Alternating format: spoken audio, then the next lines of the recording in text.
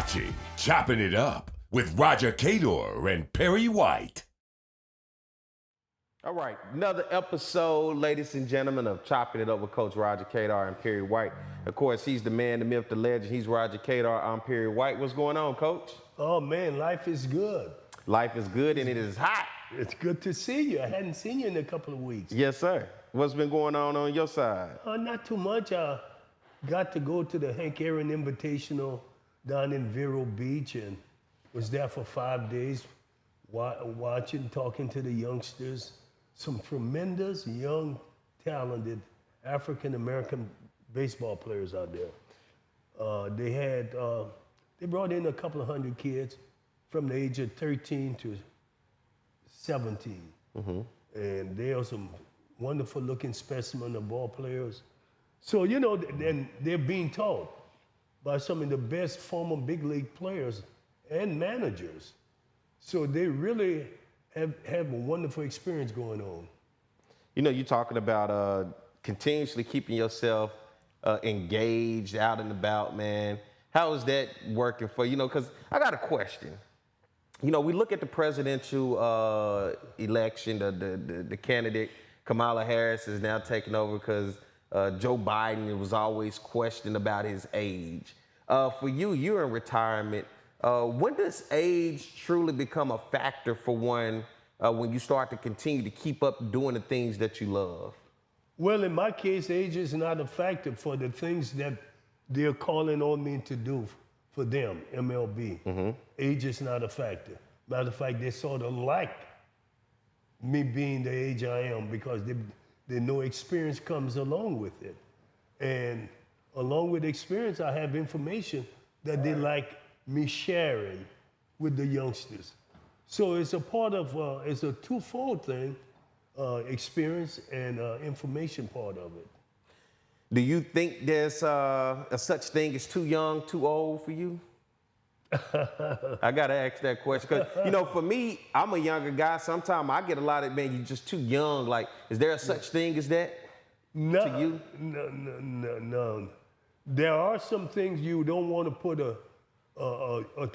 too young of a person in a leadership position where they have to make major decision and they hadn't done it yet. Mm-hmm. I think that's where the problems come in. When you put a young person in a position where it's so difficult to succeed. You know what I mean? But I do believe in having someone to literally hold his hand and give him information, be his advisor, and that they have that person on their side as decisions are being made, and he's leaning on that veteran person or that experienced person for the answers and the direction that they should be going. In the world of coaching, right? And for you, you started out as a young guy coaching. A lot of people, you started out in basketball, then transitioned to baseball. And I'm going to use this because, of course, SWAC football is about to get started, HBCU football. 5 new head coaches around college football when you talk about the SWAC. Have a couple second-year guys. But what goes into, for you, that first year of coming in, starting a program? And I'm asking because although you didn't coach football, you just still know what it's like to create a culture. These guys coming in, including the Terrence Graves at Southern University, a Mickey Joseph at Grambling State, a Cedric Thomas at Alcorn State, and so forth. You know, what is that like to come in that year one with especially high expectations from a fan base? Yeah, well, in football, it's totally different than baseball. Baseball is a low-profile sport. Football is a high-profile sport. Mm-hmm. Not as much as expected of baseball. Well, a lot is expected of football. So that's where the problem comes in, is that the pressure that will be exerted by the fans on these football coaches are enormous, and they want to win. And some of it is not realistic. It takes time to build a foundation. You've seen people build houses. Mm-hmm. The first thing they build is what? Foundation. The foundation. Mm-hmm. How can you do it in 1 year? Impossible. So we need to rethink this a little. Say, let's give them a chance to build a foundation. Knowing that is going to be better in the long run. But I'm saying this, some people can't wait. And we live in a world that we ain't going to wait. We got to do it now. Well, that's when chaos seep in and you have problems and you can't keep coaches and you can't win. And that's basically part of the reason. But the days of being patient seems to be a thing of the past, in my opinion. Yeah, we live in a microwave society, you know, more so than having to put something in the oven and watch it cook, and it takes time. Now you can put it in the microwave in about 1.5 minutes, 2 minutes, and it can be done. People look for those types of outcomes in life today, especially when it's centered around sports.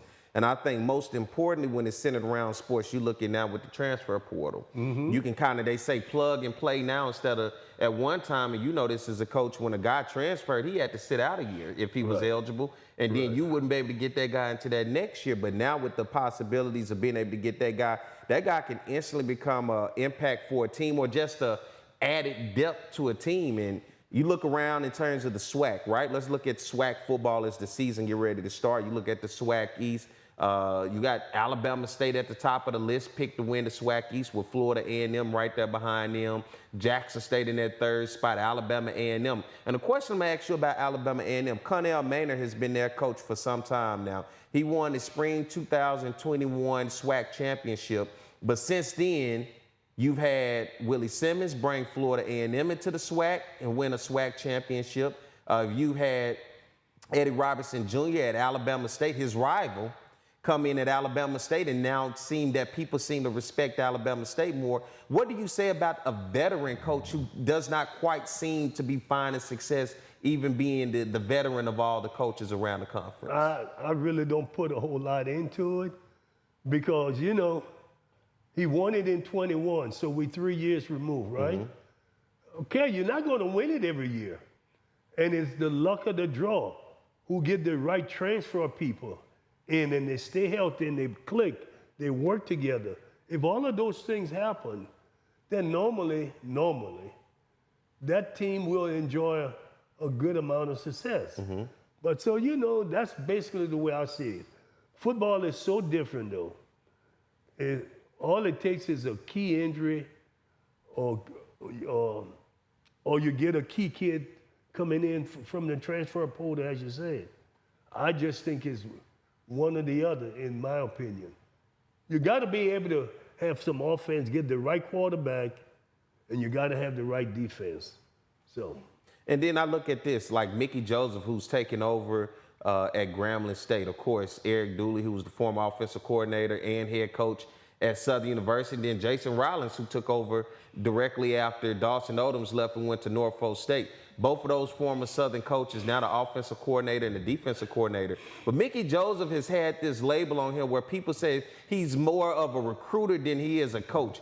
From your standpoint of being a coach and going out recruiting guys, what's the difference of the world of saying a guy is a great recruiter, but that doesn't necessarily translate to being a coach? Well, let me tell you what a good coach is.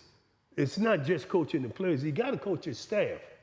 You got to be able to coach your coaching staff and then the players, and then you got to be good with the administration. And then the other caveat is the parents and the fans. You got to be able to handle them. But you got to do more than coach the players. Coaching the coaches is as important as coaching the players.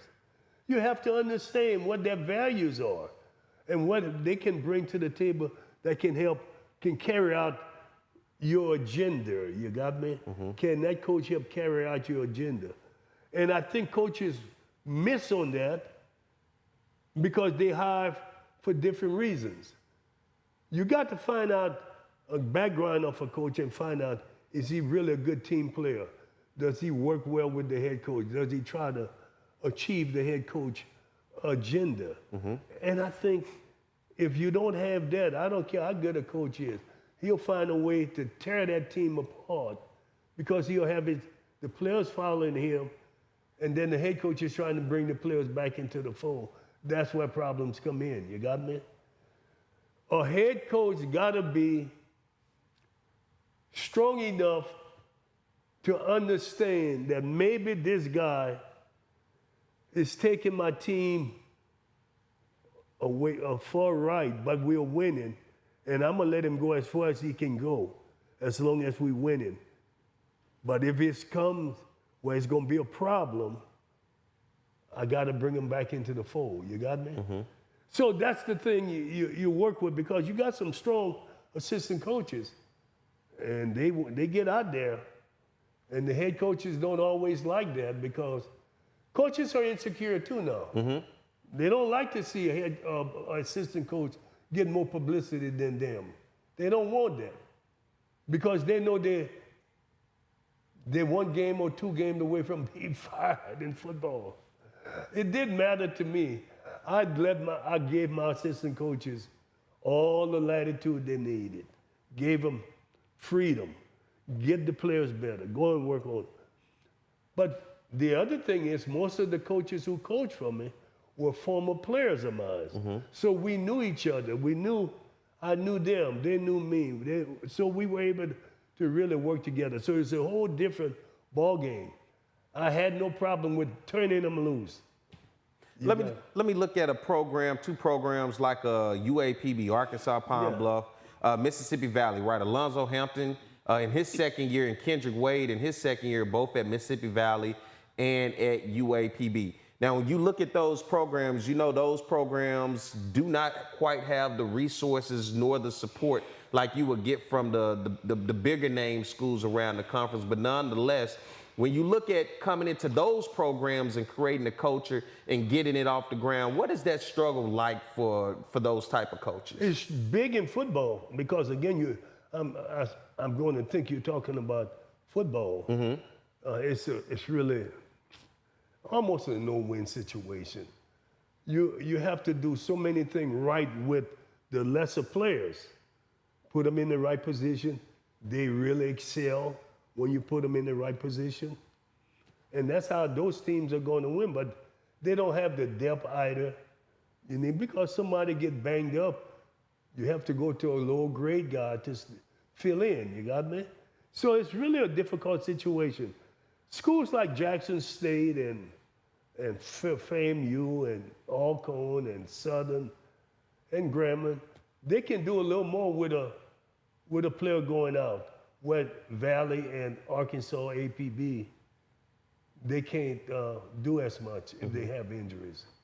When you're recruiting a kid, right, and it's the same way if you at a Power 5 school recruiting a kid up against also a Group of 5 school, what is the difficulty, and especially for you, let's say you're going out recruiting a kid and you're Southern, but he has Tulane, UL, Louisiana Tech, those Group of 5 schools going against now these FCS schools. What is that like to be a selling point, and how do you sell a FCS school or Division I AA during your time against those mid-major schools that aren't the LSUs or the Alabamas, but they just a few $1 million or, just a bit higher than you. They're not the hundreds of $1 million ahead like the bigger schools, but, they just a few more $1 million more than you. Well, Perry is just, even if they're 1 million more than you, they're more than you. But the thing is, it's so much different now. Even 5 years ago, we didn't have, the transfer portal wasn't in effect, right? Mm-hmm. We didn't have the NIL money. Mm-hmm. So we didn't have those things in play. It gave me a legitimate chance against those schools to get a player. Because you can convince the parents, you can convince the kid that you had something to offer. Right now, it's a difficult. The question was asked to me in Vero Beach, would I go back and coach? The question was put to me, and I said, did you laugh like that when they asked? Yeah. I said, how could I?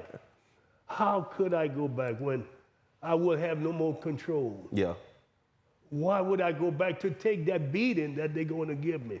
The parents, the kids, the alumni. Why take that? Why go back and take it?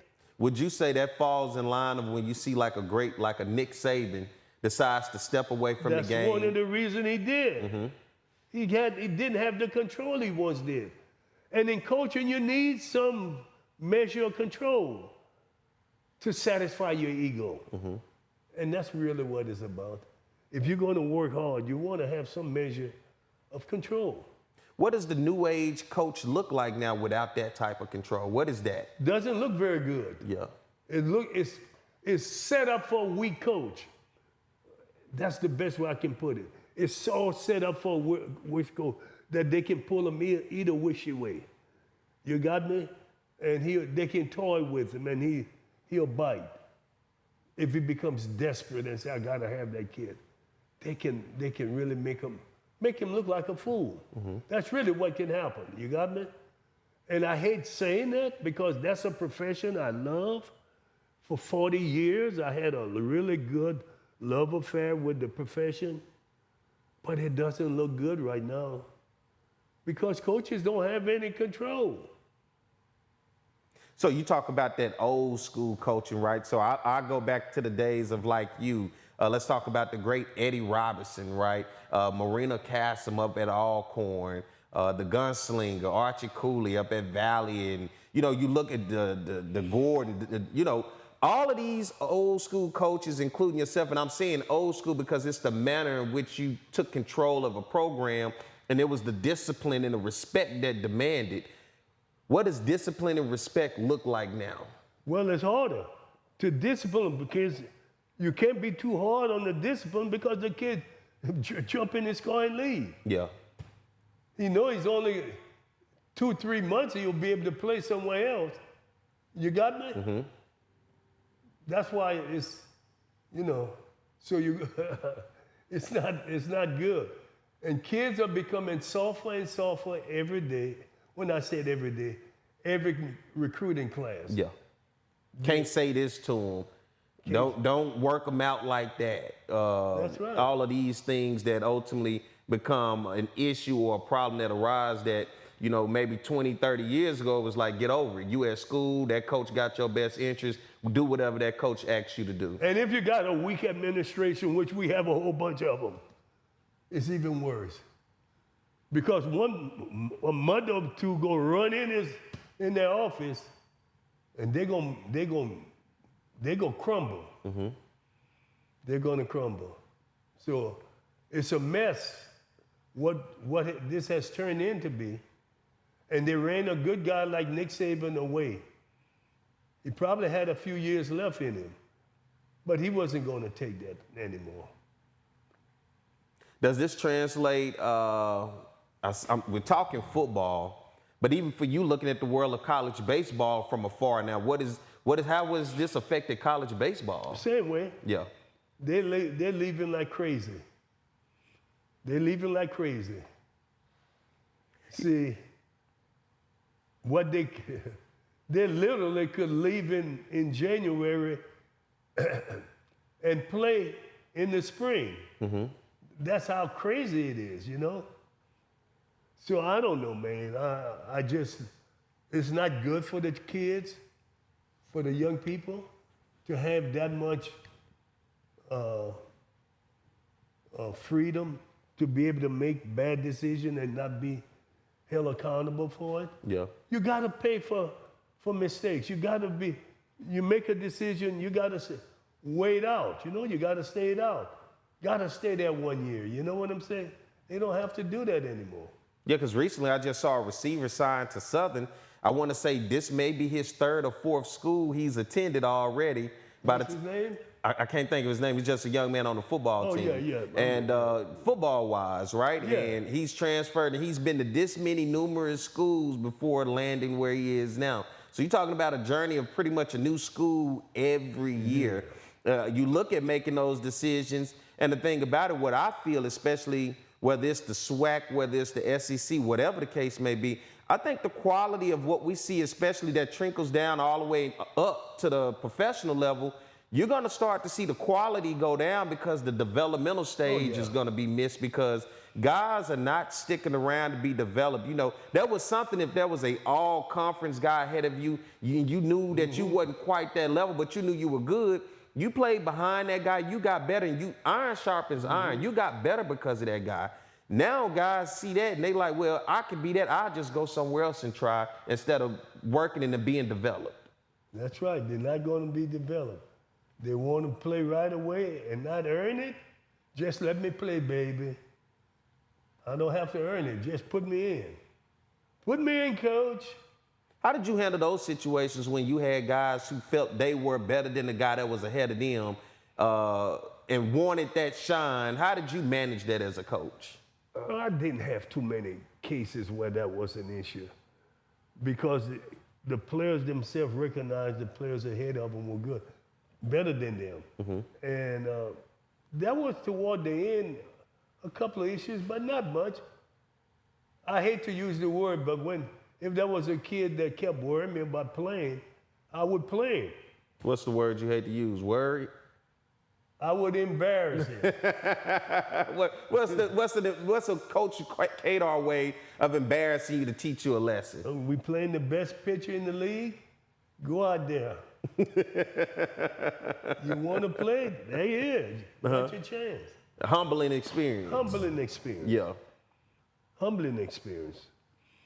You know, I had a dad from Alabama. Said his son had called the athletic director, and the athletic director tried to explain to him. Said, man, Coach Cador have a record of developing people and playing the best player. Why wouldn't he not play your son if he couldn't? And his son had possible ability, and he just hadn't shown it when he got on the field. So was it underachieving? Underachieved. Yeah. And I said, ooh, I said, we got a good chance for him, Mr. AD. We're playing Southeastern tomorrow. He'll get a chance to pitch against them, and Southeastern had a good team.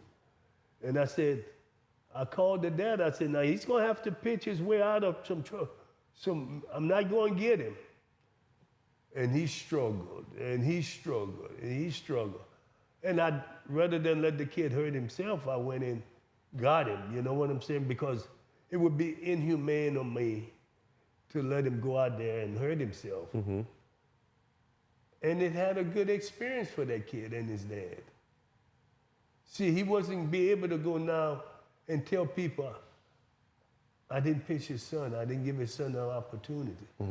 Why wouldn't I not give that guy an opportunity when he actually had a chance to be the number 1 or number 2 pitcher? He just hadn't done it. You got me? Goes to show you. That's kind of the same way, I guess, when a football coaching is, as I'm talking football because we're getting to that time of year, begins to look at that roster and go through fall camp. Fall camp is kind of where you set the tone, you get your team conditioned, you're getting ready to get into the season for that first game that'll come upon you real quick. And as you go through that, do you necessarily sometimes play the best guy, or do you play the most level-headed guy? Because just because you have the talent doesn't necessarily mean you good for the team. Yeah, well, you know. Does that make sense? Yeah, it makes sense, but you got to be careful. It's political, huh? Yeah, well, you can't. If a kid got ability, you got to put him on the field. You know, because then the message you may be sending to the team may not resonate in the way you want.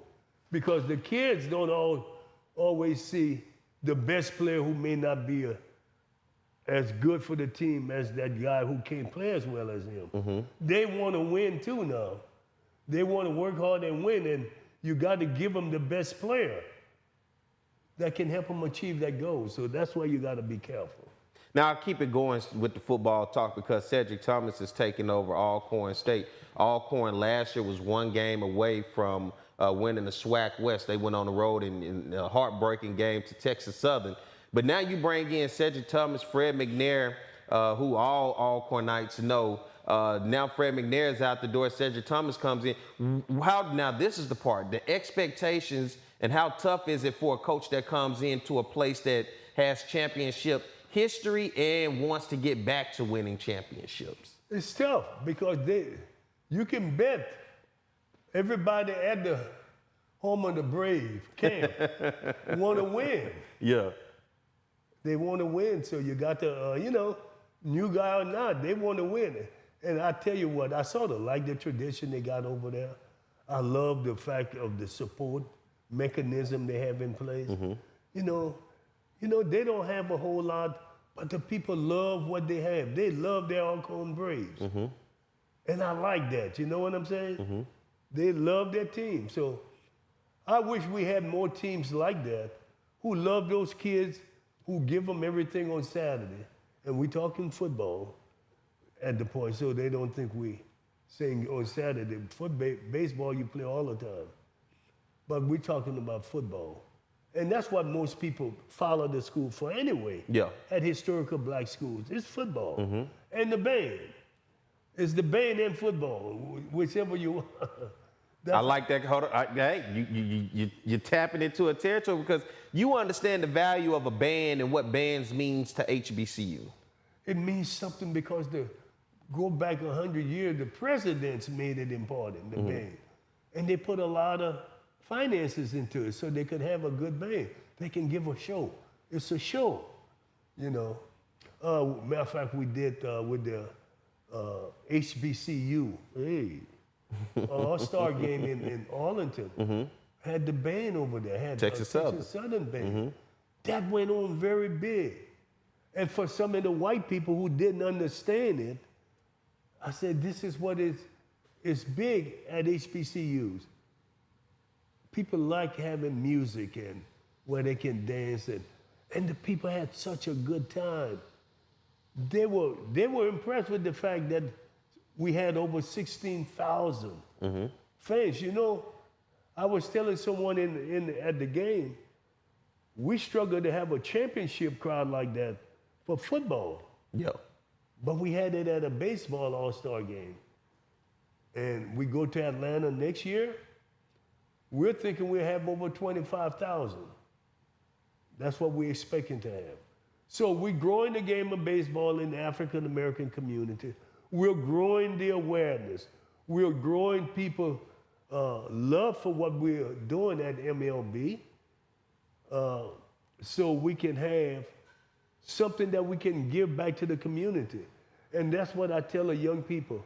When you go back to your community, tell your mama, tell your daddy, tell your grandfather, tell your grandmother, your aunt, your uncle, your cousin, your friends, tell everybody what MLB is doing. And it has value for the next generation and next generation of kids that's coming up, and they want to play MLB, Major League Baseball. That's where the money is. That's where the longevity is. That's where the opportunity lies for so many people. It's like it's an untapped resource. There's so many opportunities in MLB. And a lot of people are finding that out, especially if you're African American. They're hiring like crazy.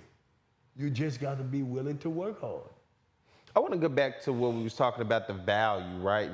And I'm speaking about the value of the HBCU marching bands, because you had to create value into baseball for HBCUs, more particularly at Southern University.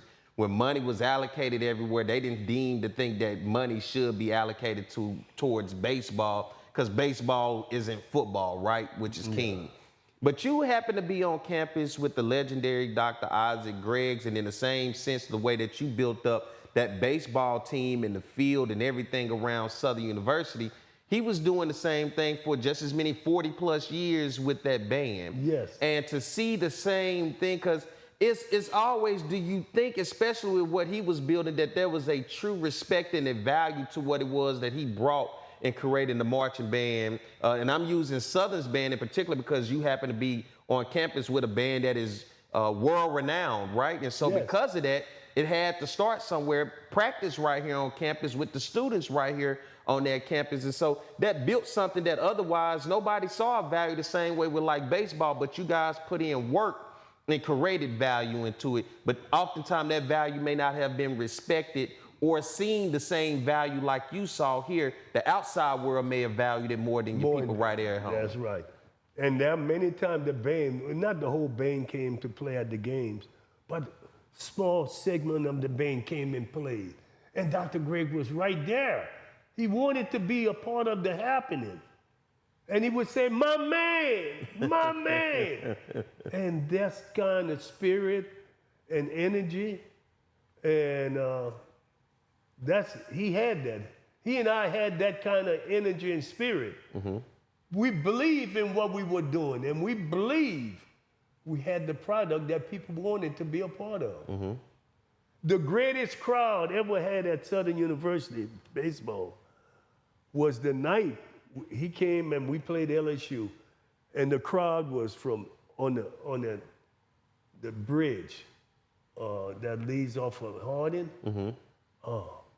I begged people to take pictures. I said, this is historical. Take pictures. You had never seen nothing like it. It was the biggest thing in black baseball that I've seen, bigger than what we did in Arlington, Texas. It was big. They came to see something and they heard the band. They heard the thing, and we had a really good team. We had some players. Yeah. Okay, let me put it that way. We had players, and you know, so we did what we did, and we went above and beyond. You know, we rubbed problem with some attitude administrators who didn't want to.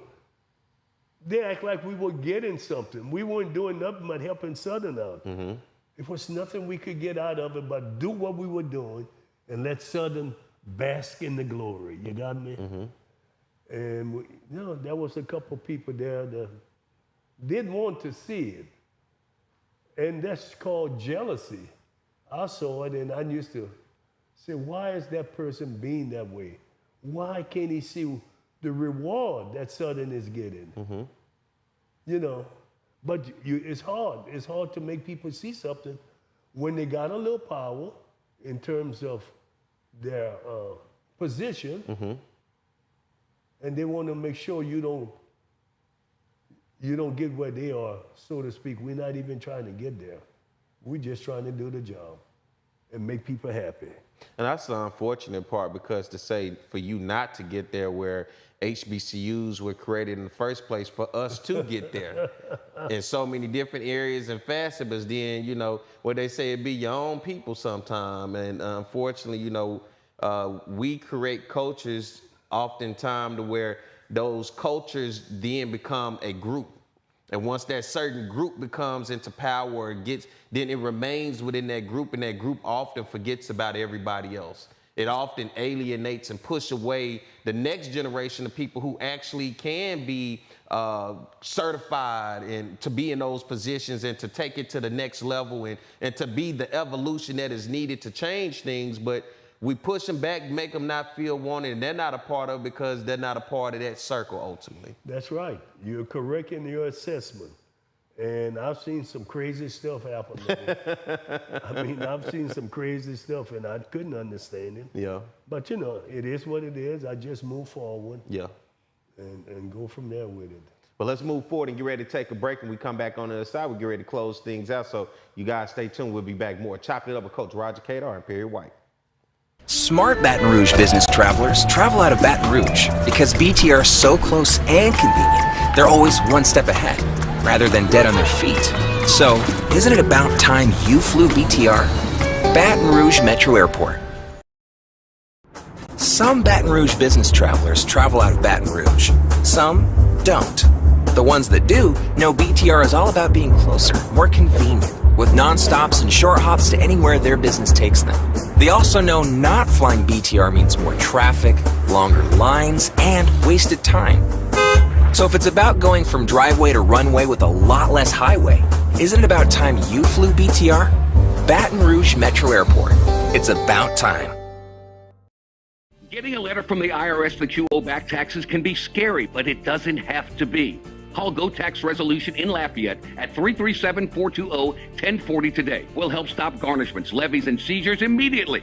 With over 35 years of dealing directly with the IRS, our team of local professionals will help you pay the least amount possible. So if you owe back taxes to the IRS, you need help. Call the tax professionals at Go Tax Resolution in Lafayette at 337-420-1040. Your go-to tax relief. Congratulations, East Baton Rouge. You did it. You topped every big city in the country. You envision an ambitious multi-year reinvention of our park system. And we, as a community, embarked on a multi-year effort to reimagine our parks and facilities. And all that work didn't go unnoticed. You imagined, we delivered. Gold. BRAC, your parks, our purpose. With over 60 years of combined experience, Kathy Sherburne and Anna Barnett bring a wealth of knowledge and excitement to the framing industry. Keeping strong to the Louisiana culture, Acadian Frame and Art has numerous local artists and sports team memorabilia for their customers to choose from. Whether you're creating a gallery-like setting in your office or simply looking for some fun art for your kids' playroom, Acadian Frame and Art is your one-stop picture framing spot. Call 225-927-6129 or go to www.acadianframe.com.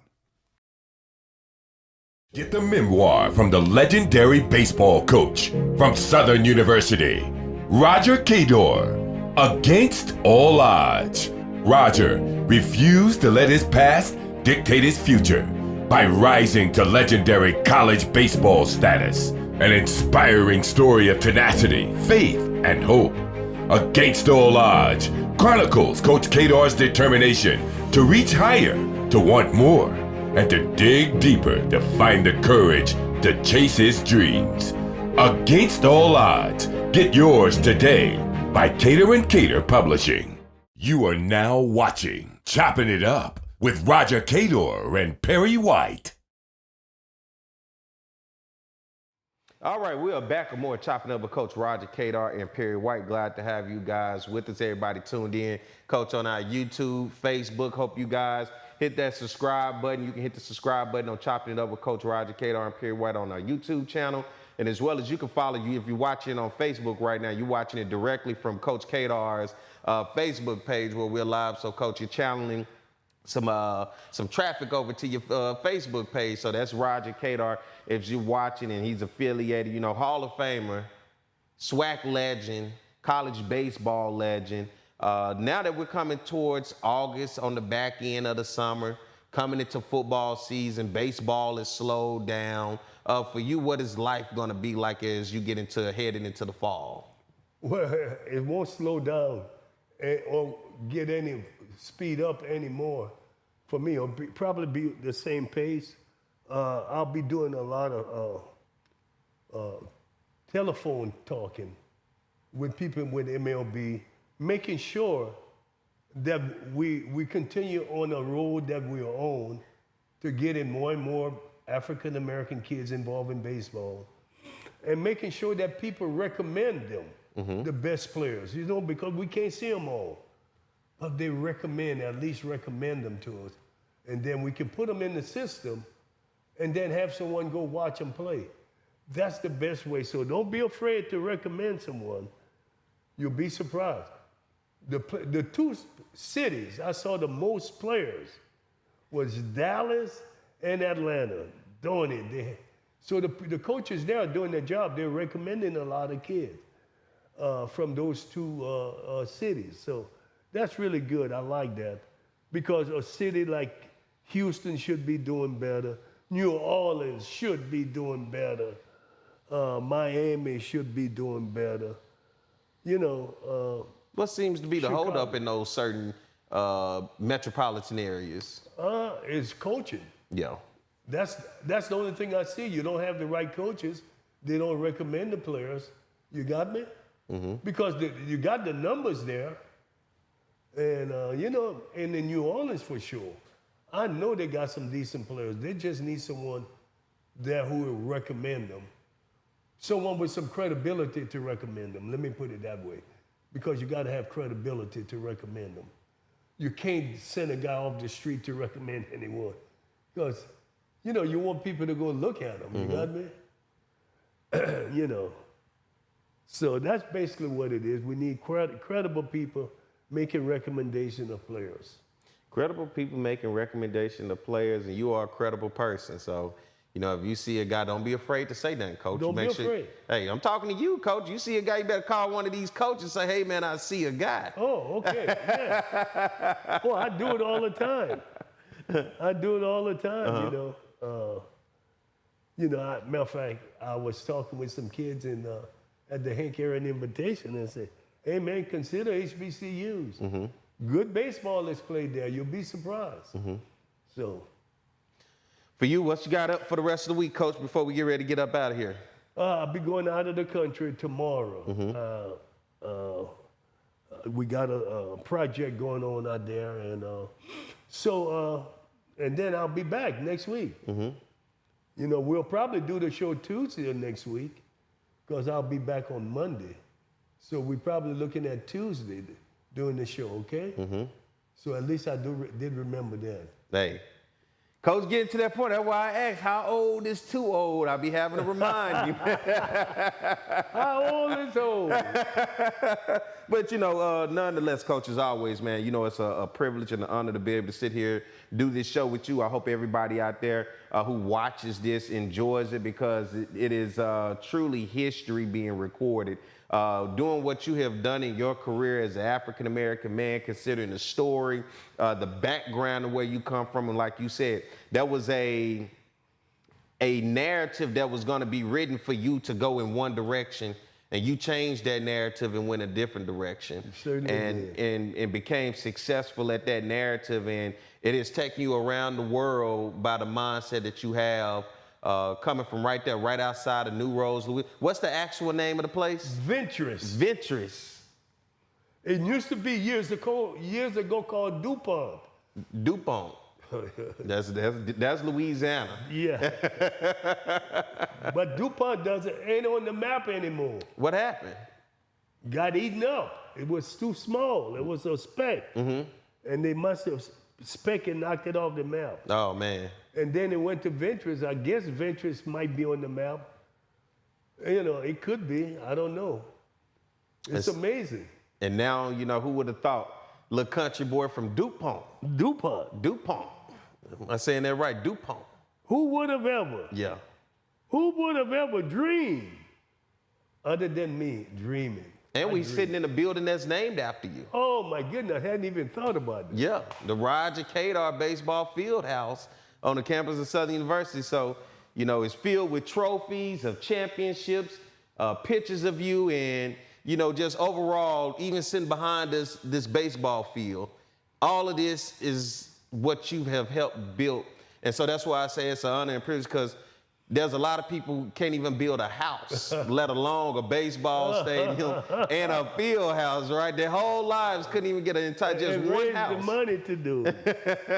You know, and the other thing I like what I did is that before, my picture is not up in here, by the way, you said it, but. Up there.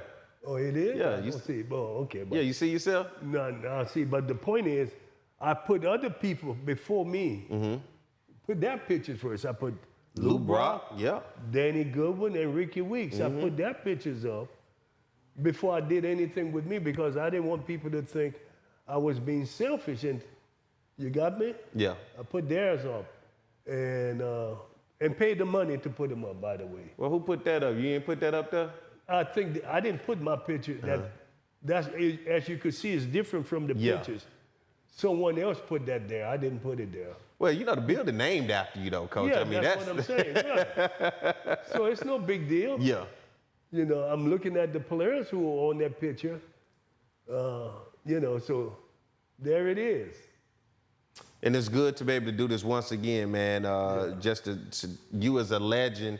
And this is archived, so 50, 60, 70 years from now, when people say, and they see that and they want to know who Roger Cador, this is the type of stuff they're able to go back and listen to who the man Roger Cador was, is, and still is right now as we have this conversation to say, okay, I can see why he was so successful. The wisdom and the knowledge that he was kicking and that he was giving out there, it totally makes sense to me now.